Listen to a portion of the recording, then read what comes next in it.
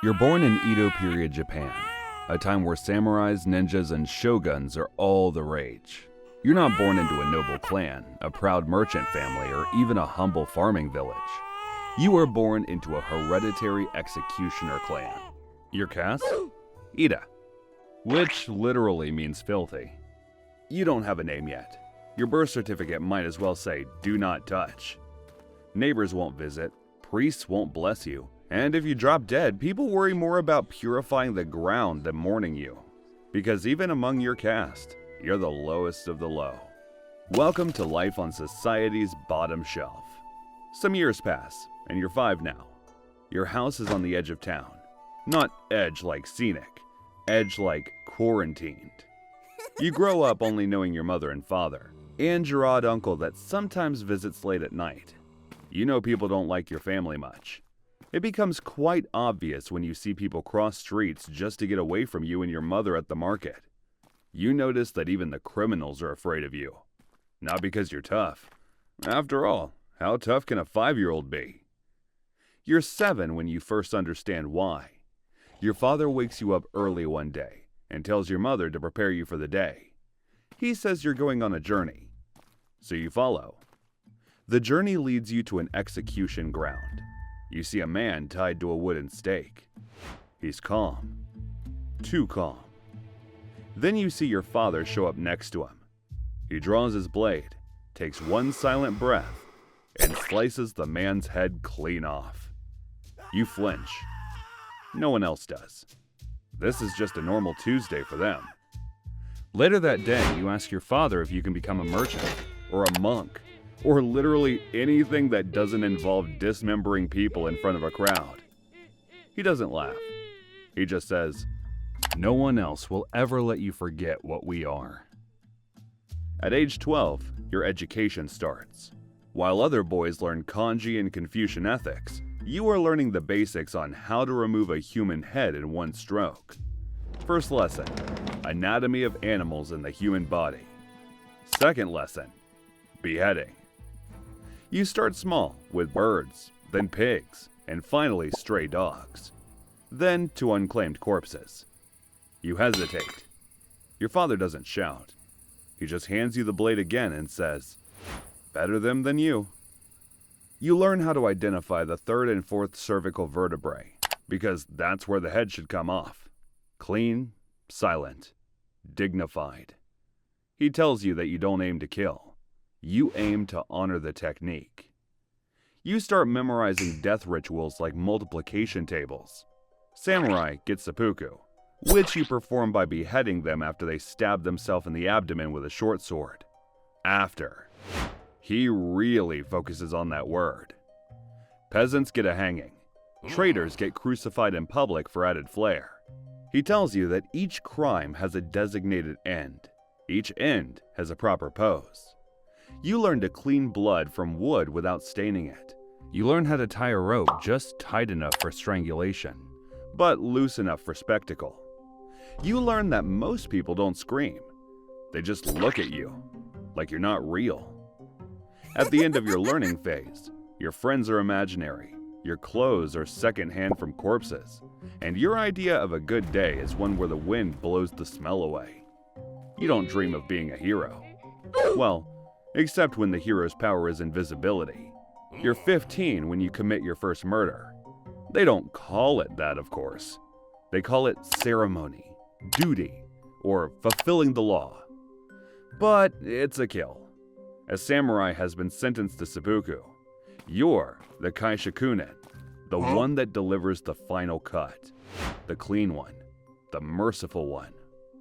He kneels in white robes, says a poem, and slits his belly.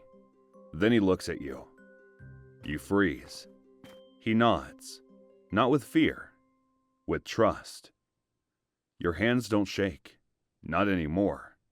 You raise the blade, swing down, and his head hits the mat like it was always meant to be there. The crowd bows, not to him, not to the gods, to you. That night, you wash the blade 3 times. It still smells like blood. You don't eat, you don't sleep, Your father pats your head before leaving incense at the shrine. You sit beside it, staring, because no one told you that mercy and murder could look exactly the same. No one tells you that the first time someone dies by your hand, they stay there, behind your eyes, forever. You're 20 when the title becomes yours. The shogunate seals it with ink and indifference. Your name as the official executioner and sword tester of Edo. But it doesn't feel like a promotion. It feels like inheritance wrapped in iron and blood. Your father watches silently as you kneel, the decree still drying. He says nothing. He doesn't have to. You both know what this means. No turning back. Your days shift. You no longer clean after executions. You perform them. Every blade stroke is a test of your sword, of your nerve, of your ability to pretend this is normal. You memorize vertebrae like scripture. 3rd to 4th cervical. That's the sweet spot. One clean cut. No sound, no twitch. The body slumps. The head drops forward. Never rolls. That's your signature. One day you're summoned for work. So the crowd gathers at Kozukapara, silent, waiting, watching. Some cover their children's eyes. Others lean in. You ignore them all. Except her, your fiancée. Daughter of a gravedigger, betrothed since birth. A perfect match, they say. She stands at the edge of the crowd, wrapped in quiet. Smiles at you. You smile back. But don't move. You never do. You're afraid to touch her with blood-soaked hands, afraid she'll see what you've become. So you lift the blade, let it fall, and when the crowd gasps, you look only at her, hoping she still sees the man, not the executioner. The shogun sends you swords. Everyone wants proof their steel can sever 5 bodies in one swing. You oblige and carve the number of corpses directly into the blade's tang. You become a ghost in silk robes, feared, respected, never touched. You're paid in gold. You wear silk. You live in a nice house, slightly uphill from the execution grounds, close enough to smell the smoke, far enough to not hear the screams. After all, you're a father now. You've welcomed your first child, a boy.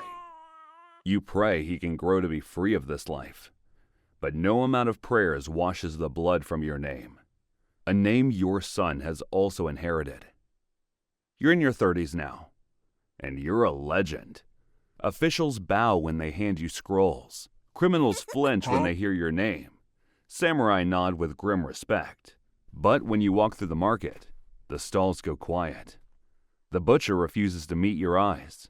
The rice seller sets your change down on a wooden tray, like touching your hand might summon demons.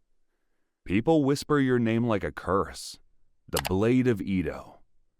You've executed samurai, rebels, traitors, and poets. Each one leaves behind something heavier than blood. You try to forget their faces. You try harder to forget their final words, because some of them say thank you. And that's the part that keeps you awake at night. Your job as executioner isn't only about the dead. There's also the side business, the pills. You didn't invent them, it's just part of the job. But you refine the process. Organs from the executed, livers, brains, bile, dried, powdered, and pressured into cure-alls. You call them magic pills. Others just call them death pills. Supposed to treat everything from coughing blood to spiritual affliction. They sell faster than rice. You gift them to officials. You stock them in temples. You slip them into the hands of sick children, then watch their mothers recoil once they realize where they came from.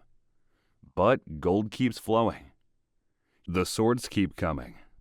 You test them on the condemned, on the cold, on the dying.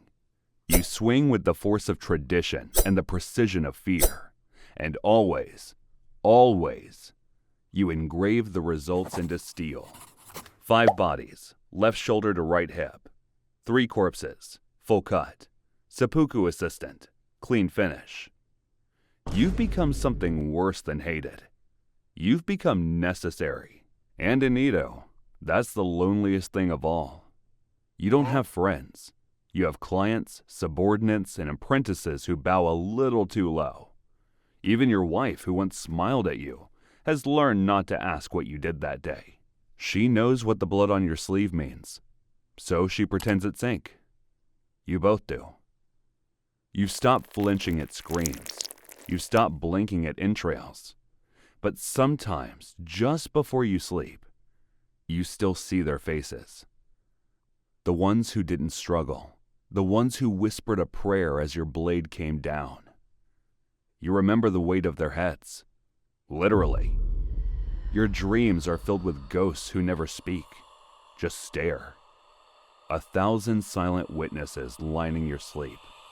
And some of them look like you. You've become the shogunate's favorite tool. Precise, silent, irreplaceable. You're the final stop for criminals, rebels, heretics, and men too proud to hang. The execution grounds are your temple now. You walk them barefoot. You can feel the old blood soaked into the dirt. And sometimes, just before a cut, you whisper a poem. Not for them. For you. You've taken to writing death verses like the samurai do. Not because anyone demands it, but because it's the last piece of soul you have left to polish. Even your katana has changed. Notched slightly near the middle, blackened at the hilt. It groans when drawn, like it remembers your sins too. One day you catch your reflection in the blade. You look tired, older than your years. Not a warrior, not a man, just a shadow in silk. And then it hits you. You're not wielding the blade anymore. It's wielding you, just like it did your father before you. Your son turns 12 the day you take him to the yard. Not for cake, for his first cut. You hand him a short blade and point to a bundle of straw soaked in red dye. He hesitates. You don't blame him. You did too. But that was a lifetime ago, when your hand still shook. Now it's his turn. Why do I have to learn this? He asks. You lie, so you'll be safe. What you mean is, so they won't burn our name from the records, so the shogunate keeps feeding us, so the villagers don't spit at our door more than usual. You teach him posture, grip, breath. You don't teach him how to live with ghosts. That comes later. Now it's animals. Your son picks up his sword. You swore you'd end it with you. You swore that no child of yours would carry blood in their hands, ghosts on their back, or a title that turns people into shadows. But now your son grips the same hilt you once did. And he shakes, just like you did. You didn't mean to train him. It started with stories, then sword forms, then just-in-case drills. Now he knows how to aim between the 3rd and 4th cervical vertebrae. He hates it. You see it in the way he won't meet your eyes after practice. How he flinches when pigs squeal. How he cries when no one's looking. You remember that cry. But he also sees the world. The merchants who still won't sell to him. The girls who stop talking when he enters a room. The shrine gates that remain shut. The ghosts that don't care what century it is. So you wait until your son's asleep to break down. That night, you dream of breaking the chain, running away to a fishing village, starting over under a new name. But then you wake to the knock of a magistrate's assistant. Another execution, another body, another coin. You look at your sleeping son. You could say no. You could walk away. Instead, you lace your robe, tuck in your blade, and whisper the same thing your father once said. Forgive me. Because in Edo, Japan, the only thing harder than holding the sword is handing it to your child. You're in your 40s when the world flips. The emperor restores himself. The samurai lose their swords. The shogunate collapses like a paper fan in a fire. And with it, your job, your income, your purpose. Sword testing? Banned. Corpse trade? Banned. Miracle pills made from livers and gallbladders? Banned. Decapitation? Too savage. Now it's all hangings and paperwork. You go to the Meiji offices. Robe pressed, sword polished, hope trembling in your hand. They smile, bow, thank you for your service, then shut the door behind you. You should be sad, pissed even, but you just can't help letting out a smile. Maybe your son can finally have a normal life. But Japan doesn't think so. The Meiji era says time have changed, but your family still gets treated the same way. Years pass and your son still can't find employment around you, so you send him away, believing a new beginning will help. And that's where we'll leave you, old and dying, haunted by the ghosts of your past. Centuries pass, the sword is sheathed, the executions stop, the empire modernizes, the world forgets your name, but your blood remembers. Your great-great-grandchildren wear suits now. They work in offices, ride bullet trains, post selfies. On the surface, they're just like everyone else. But the registry still exists. The Koseki, that beautiful little book that quietly lists your family's former caste. All it takes is one background check, one curious HR manager, one old money family with a private investigator. One glance at a marriage application, and names like Yamada still curdles the air. You don't call them Ida anymore. They say Buraku. They say special background. They say nothing at all. But the job offer vanishes. The engagement falls apart. The apartment lease is denied. In school, classmates tease them with old myths, that their ancestors made skin pills, bathed in blood, spoke to ghosts. They laugh along, pretend it doesn't sting, go home and scrub history off their skin. They can't, because although your blade is gone and your role was dissolved, the stain remains. Although your hand swung the blade, they are the ones still bleeding. Well, at least they don't have to test blades anymore. You're born in England somewhere in the late 13th century, deep in the reigns of kings who love war more than peace. Your home is a timber shack with a thatch roof that leaks in winter and stinks in the summer. The floor is mud, the blankets are thin, and the only warmth comes from the smoke-choked fire in the corner. Rats own the place as much as your family does. Your early years are spent in perpetual hunger, not starving, but never full either. Life isn't easy, but nothing stops a peasant boy from dreaming of becoming a knight. At least you've never seen a starving knight before, or any knight for that matter. But the traveling bard's tales of knights always mention glory, and that's what you want. But it's a shame you'll never get to choose what you'll be. Parliament already decided that before you were born.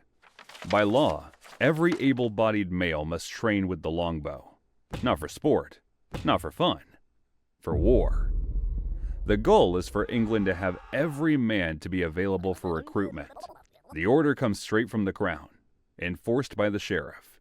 Skip practice, and you'll pay a fine you can't afford, or spend a night in the stocks. But right now, you're still a toddler, so you're exempted. A few years pass, and now you're 7 years old. The law affects you now. So after church every Sunday, you line up at the butts. 7 years old, bow in hand, strings biting your fingers raw. No games, no excuses. You pull until your shoulders burn, until the tears stop coming, until calluses form like armor over your skin. The adults call it honor. You call it pain.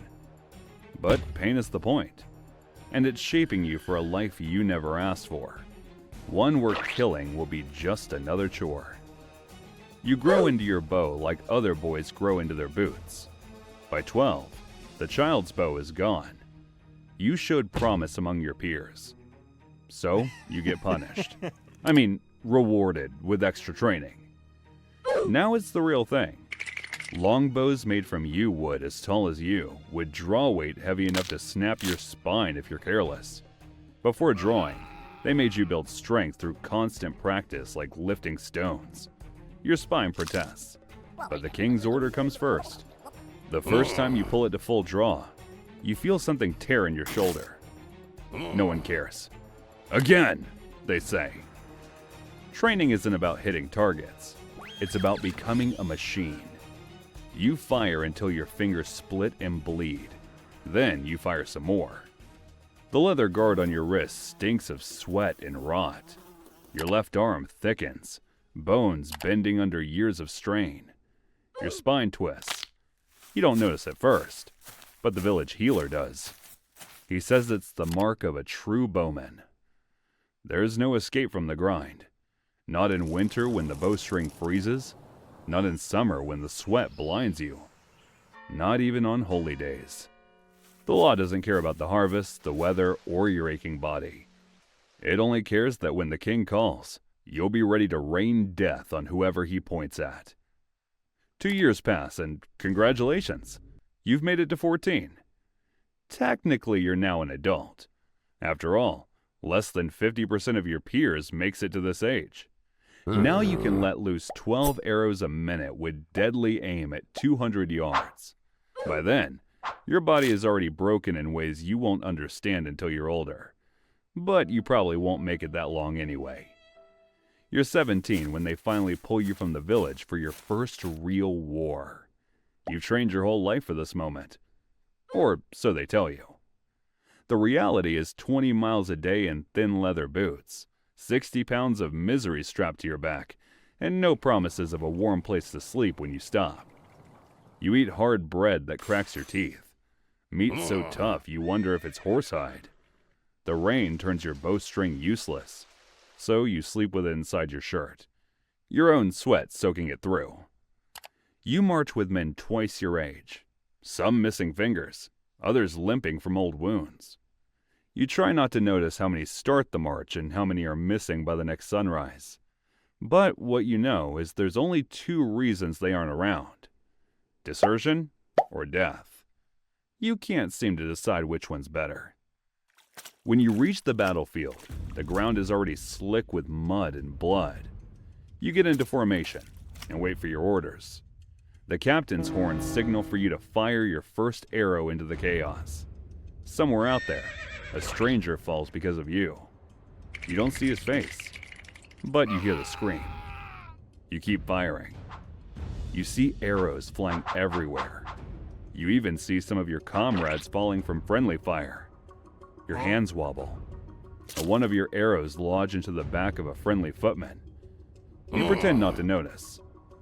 When it's all over, you're shaking from muscle spasms, bleeding from your bowstring cuts. This makes you think of her, the girl promised to you since childhood, and wonder what she'd say if she saw you now. You promise yourself to marry her immediately after your first campaign. By nightfall, you've looted boots from a corpse. Yay, your first pay. The captain of your company calls it wages. You call it whatever you can strip from the field before someone else does. A knight's sword? Worth more than a year's pay. You loot a pouch with 3 coins and a wedding ring.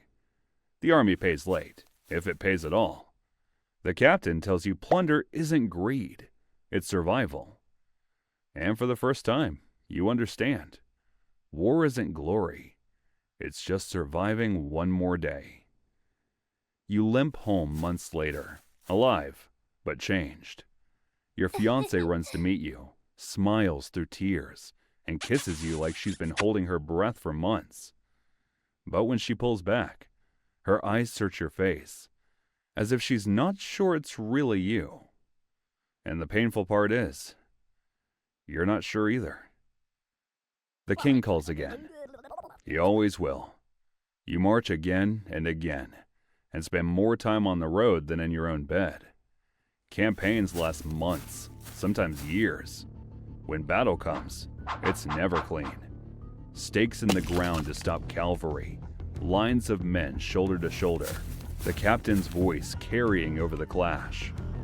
You fire until your fingers split, until your shoulders feel like they're tearing away from your body. 1,000 arrows in the air at once, the sky turning black. Nights fall, horses scream. You don't stop. You can't. One battle, the captain's tactics don't go as planned. The enemy closes in on you. With your arrows gone, you reach for a weapon, only to realize the only other thing on you is a dagger. Your opponent is a knight squire. Obvious to you since he is wearing leather armor and not chainmail armor. He lunges for you with his sword. You dodge back, but still get a slash across your face. Every one of his swings reeks of desperation. You notice he looks young, reminds you of yourself in your first campaign. So you know he lacks experience, and almost immediately it shows. He stumbles on a corpse. Like a coiled snake, you stab at his exposed neck. He staggers backward and looks at you in disbelief, then dies with his eyes open. You remind yourself to always bring an axe with you, as you keep bleeding from your face. Injuries pile up. A cut that won't heal, a shoulder that won't lift right, fingers that go numb in the cold, purple patches on your finger due to gangrene, obviously due to blood supply from pulling your bowstring. You apply first aid by pouring wine, honey, or even dung on wounds. After all, no one wants to go to the surgeon. The surgeon's tools are fire, iron, and prayers. In that order. Amputation if you're lucky. Death if you're not. Somewhere far from here, your fiancée, now turned wife, waits. Or maybe she's stopped waiting. Letters don't always make it. She's heard rumors that you're dead before. You've heard rumors she's remarried. Every battle changes you. Every scar changes you. Every limp, every sleepless night, every winter that makes your joints scream. They all push you further from the man you were. The bow still fits your hand, but you're not sure your own skin does anymore. So when you do see each other again, the air between you is thick with all the things you both didn't say. And you both let it be. 10 years passed since your first campaign. You're 27 now. Your life is now a routine. War, battles, injuries, peace, and war again. It feels like an everlasting rat race, or maybe an everlasting rat battle royale, with the nobles and royals as the fat cats that gain from it. The years grind you down. Your left arm bulges grotesquely from years of drawing the bow. Your spine curves like a bent staff. The healer says it's the archer's body, as if naming it makes the pain noble. Your fingers are rigid with deep grooves, hard as horns. Perfect for the bowstring, useless for fine work. Work is scarce between campaigns. You take odd jobs, mending fences, hauling sacks, but your joints protest with every lift. Some days, you can't even string your bow without help. Your wife ages faster than you remember her mother aging. Worry lines deepen each time a recruiter rides through. Your children, 2 boys, 1 girl, barely know you. You missed all of their births. You just came home to a new baby. Sometimes you left when she was pregnant. Other times the campaign went for so long, you just met a new baby when you came back. You don't know what to feel. Happiness at being a father? Or fear that you might never see them again next campaign? Sometimes you wonder if they are all yours. But you don't take the thought seriously. After all, you weren't a saint during your campaigns. One day, the boys pull at your arm, begging to learn to shoot. You want to say no.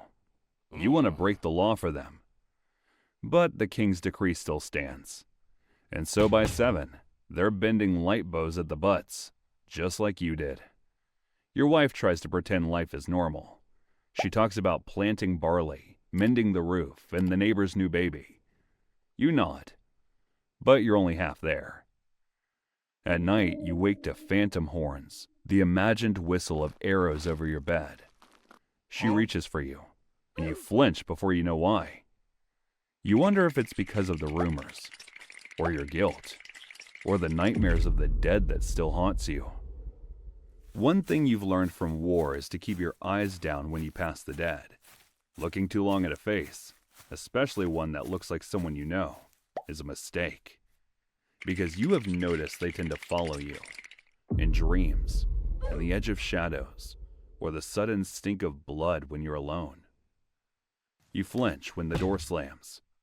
Sounds like PTSD, right? Well, there's no name for it in your time. No treatment. Just ale, prayer, and the hope no one sees your hand shake. The priests tell you it's divine punishment. Neighbors whisper about curses. You start to believe it yourself, especially on the bad nights. In war, you're useful. In peace, you're dangerous. People watch you the way they watch stray dogs, warily from a distance. You speak too bluntly. You drink too much. You don't fit anymore. Home isn't easier. Your wife looks at you like she's counting the changes. Your children barely recognize you. You realize that the years have made you a stranger. To your village, to your family, to yourself. You're 40 now. That makes you an old man in archer years. Your hands don't grip like they used to. The bow you once bent with ease now feels like a tree trying to tear your arms from their sockets. The old injuries throb in the cold, a constant reminder of every march, every volley, every close fight you barely survived. No one calls for you now. It's your son they want now. The wars move on without you. You work odd jobs, mending fences, sharpening tools, but your mind never leaves the battlefield. Some men dream of home, a fire, a warm bed, a wife's embrace. You dream of mud, screams, and the weight of the bow in your hand. You dream of that perfect volley, hundreds of strings singing together, arrows blotting out the sun. You wish you could die there, on your feet, bow drawn, one last arrow in flight before you fall. In your dreams, it happens. The enemy closes in, and you don't care. You fire arrow after arrow until they're gone. Then it's just you, the bow, and the silence. You fall forward into the grass and the world goes black. But dreams aren't real. In reality, you die in a damp bed, not in battle, not with a bow in your hands. Your body just stops. They bury you in a shallow grave behind the church. No banners, no cheers, no one to remember the wars you fought. Years pass. The bow you once worshipped is replaced by the crossbow, then the musket. Gunpowder erases the art you gave life to. Archery survives only as a sport for nobles and hobbyists, a curiosity. And you? Your bones survive as an archaeologist's prize, with one arm thicker than the other, grooves worn into finger joints, a spine twisted like rope. They wonder who you were, but they know what you were. You're born somewhere in the Horn of Africa, Ethiopia, maybe Sudan. Your mother names you after a prayer. Your father names you after a storm. She has dreams of you becoming a merchant. He has dreams of you becoming a great warrior. Too bad none of them saw it coming. You are 10 when the raiders come. They burn your village. You watch your uncle die trying to fight with a farming hoe. You see your mom being dragged away. You didn't see your father that night, but you believe he's not doing so well. Raiders say you're too small to carry water, too old to be cute. So they take you. You walk, for weeks, maybe months, through scrub, desert, and swamp. You eat insects, drink from hoof prints. You sleep beside corpses. The weak are left for the vultures. You stop asking names. No one survives long enough to need one. Eventually, you reach Cairo. You think the suffering's over. It isn't. The raiders sell you to a man who doesn't smile. He takes you not to a palace, but a village in Upper Egypt. A place that smells like sweat, goats, and dried blood. You hear screams at night. You learn new words. Shaving, bamboo tube, sand burial. Words that don't concern you. Until it's your turn. No anesthesia, no mercy. The priest chains you down and slices. Not just the mansack, everything. They stick a reed up your urethra so it doesn't close.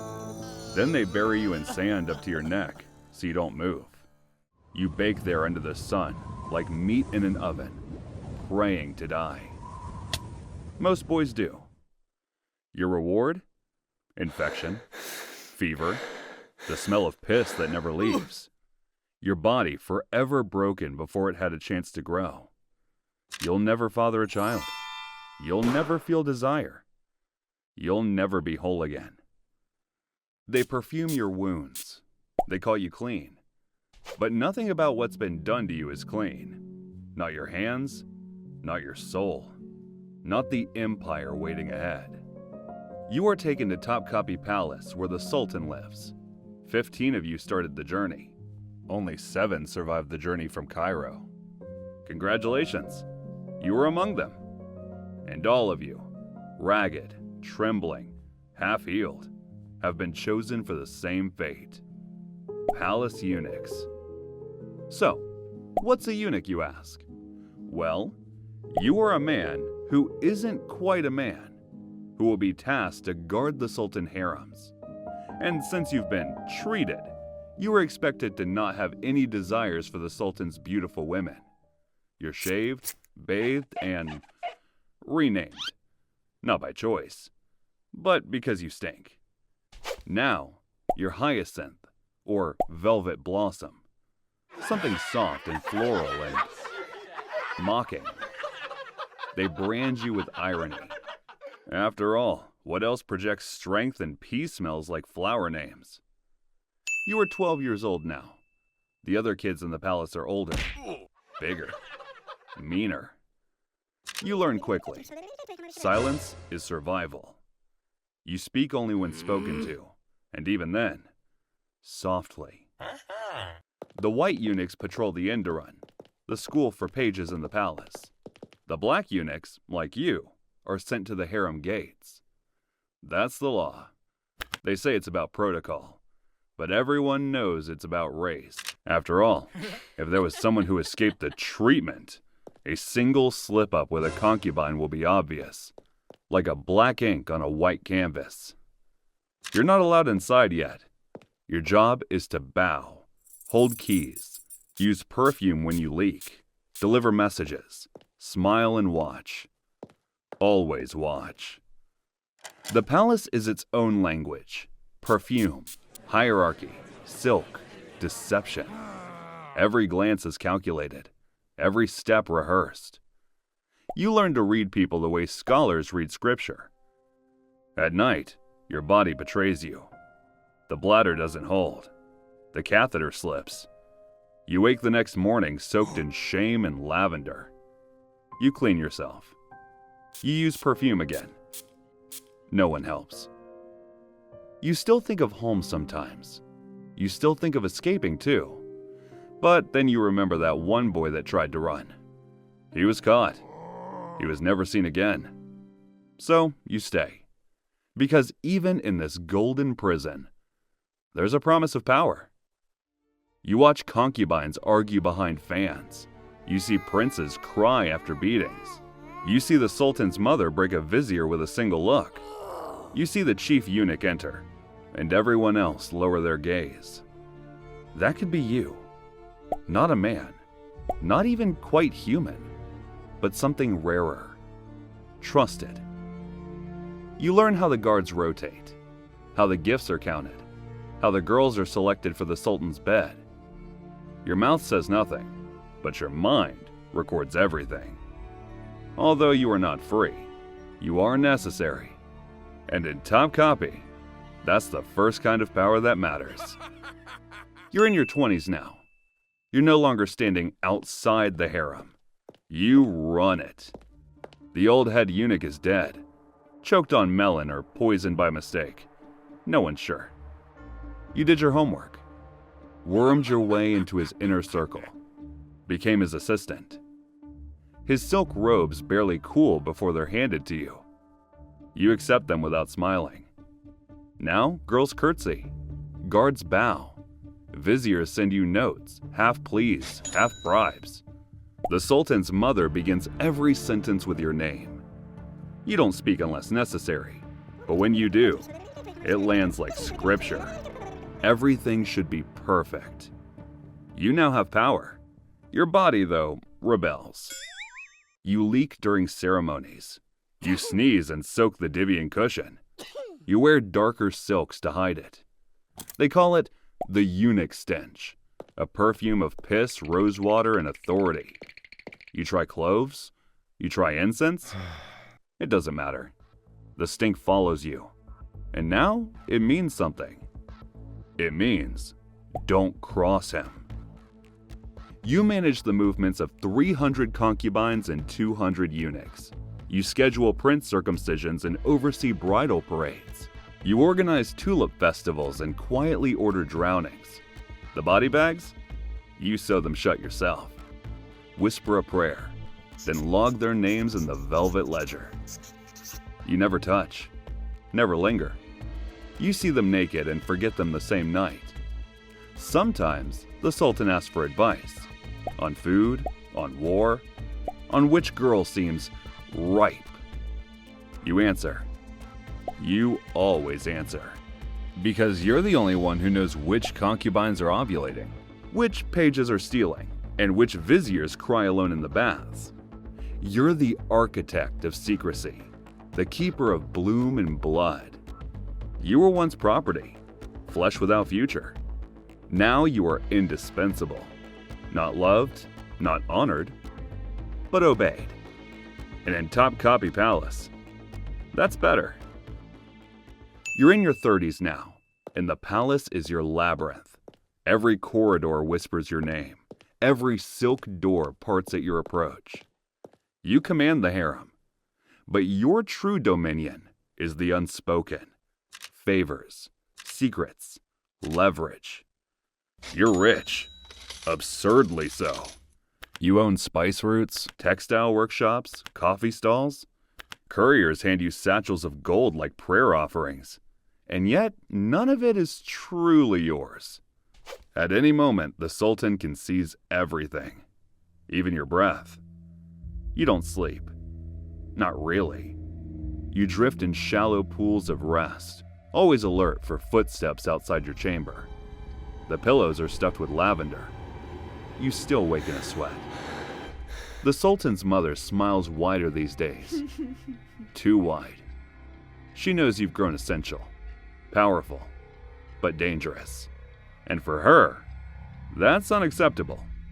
After all, to her, you'll always be a slave. So you become careful. Because one poisoned cup, one slip, could be the end. So you never drink unless your food taster survives the first bite. And then, there's the girl. Not the most beautiful concubine, but clever. Quick with riddles. Once she made you laugh. She shouldn't have. Now you watch her too long. You assign her lighter duties. Better silk. Her smile lingers longer than it should. Someone notices. They always notice. Someone tells the Grand Vizier. He jokes that your ghost must still haunt the harem halls at night. Later, a eunuch under you vanishes. No body, no explanation. You promote a new one. Quieter, hungrier, more loyal. One that won't mouth off to the Grand Vizier. Still, the concubine is reassigned to her outer duties. You don't argue, you nod. She bows before leaving. She never returns. And you? You say nothing. Otherwise, you'd both never see sunlight again. You continue with your routine. You pour rosewater over your hands. You inspect gifts. You seal another scroll with the Sultan's stamp. You're not a man, not a monster, just the blade that moves before the scream, and the leash that glitters like jewelry. You're in your 40s now. Your name is no longer your name. They call you Velvet Jasmine in whispers, the hand behind the veil, the Shadow Father. None of it feels real. None of it touches you. You walk the halls like an omen now. Doors open before you knock. Couriers rise before you speak. When you whisper, ministers sweat. When you blink, someone is reassigned. You don't raise your voice. Your silence is a weapon sharper than any blade. Even the Sultan hesitates around you. Not surprising, since he's old now. He had always been a weak man, relying on someone to make decisions for him. And with his mother no longer around to keep you in check, he takes your word as truth. But power this perfect comes at a cost. You no longer remember how to speak without calculation. Every phrase is a test, every compliment a transaction. Your laughs are measured, your gaze never lingers. You're surrounded by beauty, singers, dancers, poets. And yet, you touch none of it. You are the only ghost who casts a shadow. At night, the concubines still giggle behind their fans. But when they pass your chambers, they bow. Some fear you. Others pity you. None truly see you. You sleep on lavender-scented sheets beside no one. You eat alone. You bathe in rose oil to cover the smell of rot that clings to you. Old wounds, urine, and the price of perfection. Your silver catheter gleams under your robe like a cruel metal. Your body betrays you more each year. Bones ache.